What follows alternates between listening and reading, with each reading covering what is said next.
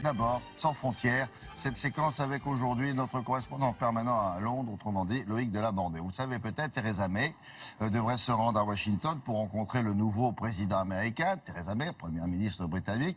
Alors, la question, est-ce qu'elle est décidée à faire des États-Unis le meilleur partenaire de la Grande-Bretagne au moment où justement le Royaume-Uni va bientôt quitter l'Europe? Ça, c'est la question. Et puis, est-ce que le style Theresa May est compatible avec le style Donald Trump? Ça, c'est l'autre question. Voici les réponses avec Loïc. Bonjour.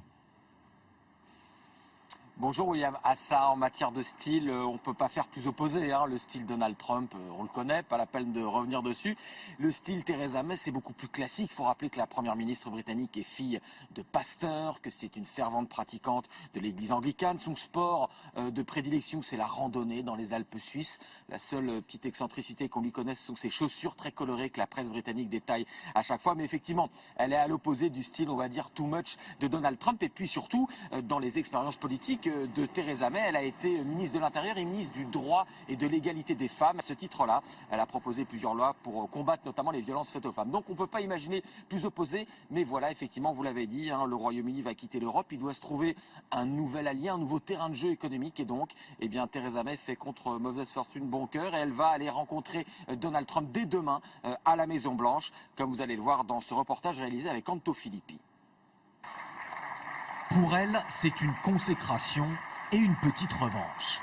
Theresa May avait été vexée de n'être que la 10e chef de gouvernement appelée au téléphone par Donald Trump au lendemain de son élection. Elle sera finalement la première à être reçue demain à la Maison-Blanche. Un symbole diplomatique important pour la première ministre, mais un casse-tête éthique aussi. Theresa May s'est toujours présentée comme féministe. La presse britannique n'a pas manqué de la mettre face à ses contradictions, alors que son nouveau meilleur partenaire est censé représenter tout ce qu'elle déteste. J'ai déjà dit que certains des commentaires faits par Donald Trump sur les femmes sont inacceptables. Et il s'est lui-même excusé pour certains de ses propos. Mais lorsque je serai assise avec lui, le plus important symbole est le fait que je serai là en tant que femme première ministre du Royaume-Uni. Et s'il y a quelque chose que je trouve inacceptable, je n'aurai pas peur de le dire à Donald Trump. Et Theresa May sera attendue au tournant par beaucoup de Britanniques, ulcérés par les propos du nouveau président américain. Le week-end dernier, au même moment que la marche de protestation à Washington, ils étaient 100 000 en plein cœur de Londres à manifester. Nous sommes ici aujourd'hui car nous soutenons la majorité des Américains qui n'ont pas voté pour le racisme, qui n'ont pas voté pour le sexisme. Si les leaders du monde libre pensent qu'il est acceptable d'harceler sexuellement des femmes, quel message envoie-t-on au reste du monde? Ce n'est pas acceptable. C'est la même rhétorique. Blâmer les immigrés, les pauvres de toutes origines et couleurs, et leur faire porter le chapeau de la crise économique. Theresa May fait pareil ici. C'est dégoûtant. L'immigration cause des problèmes. C'est effectivement l'une des doctrines défendues par le nouveau locataire de la Maison-Blanche. Il y a quelques jours, le président américain avait d'ailleurs répété tout le bien qu'il pensait du Brexit. Je pense que le Brexit sera une bonne chose, je l'avais prédit. J'ai subi les foudres des commentateurs, c'était incroyable. Les gens ne veulent pas que d'autres personnes viennent chez eux et détruisent leur pays. Donald Trump et Theresa May pourront au moins se retrouver sur les questions politiques et économiques. Les partisans du Brexit estiment qu'un accord commercial entre l'Amérique et le Royaume-Uni peut être signé en 3 mois. Deux dernières petites questions, Loïc. Est-ce que le Royaume-Uni pourrait faire aussi rapidement un virage à l'ouest, direction les États-Unis, pour compenser son départ de l'Union européenne ?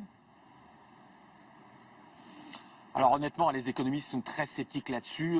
3 mois, 90 jours pour signer un accord commercial, tous les économistes disent que c'est quasiment impossible. En plus, il faut attendre que le Royaume-Uni ait effectivement quitté l'Union européenne, ce qui prendra, comme vous le savez, au moins 2 ans après le déclenchement de l'article 50. Après, techniquement, théoriquement, c'est possible de signer un accord commercial. Encore une fois, les États-Unis ont dit que ce serait forcément à leur avantage, hein, America First, donc ce ne sera pas forcément à l'avantage du Royaume-Uni. Mais surtout, actuellement, le Royaume-Uni a 44%, près de la moitié de ses échanges commerciaux avec l'Europe, et seulement 17% avec les États-Unis. Et pour permuter ces deux chiffres, hein, pour faire de sa partie américaine 50%, la moitié de son économie, eh bien, le Royaume-Uni va quand même mettre beaucoup de temps et l'opinion publique sera peut-être un petit peu impatiente. Alors une question de sémantique pour terminer. Aux États-Unis, en Grande-Bretagne, la fonction de Mme May, c'est Prime Minister.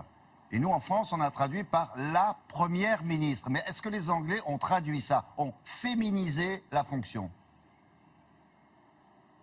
Alors effectivement, non, ils n'ont pas traduit ça, parce que comme vous l'avez dit, hein, c'est The Prime Minister, le Premier ministre, mais sans qu'il y ait de distinction de genre. Et puis effectivement, vous avez tout à fait raison, quand vous le voyez dans les colloques officiels ou tout simplement dans le protocole, eh bien, on ne dit pas Madame Prime Minister ou The Prime Minister, on dit tout simplement Prime Minister, veuillez entrer, Prime Minister, Prime Minister. Voilà. Donc comme ça, il n'y a pas d'article et c'est plus simple pour tout le monde. Voilà.